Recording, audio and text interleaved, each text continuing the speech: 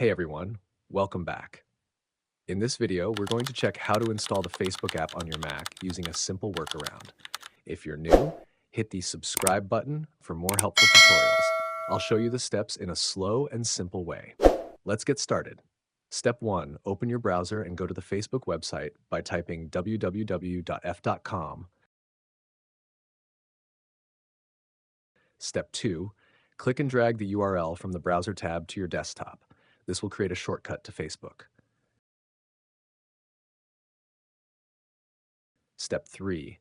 Now go to mycon.io and search for a Facebook icon you like.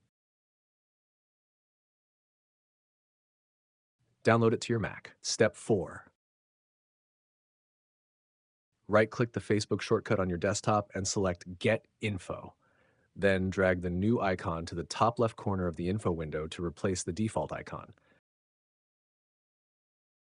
Step 5. Rename the shortcut to Facebook by clicking on its name. Now you can open Facebook from your dock anytime like a real app.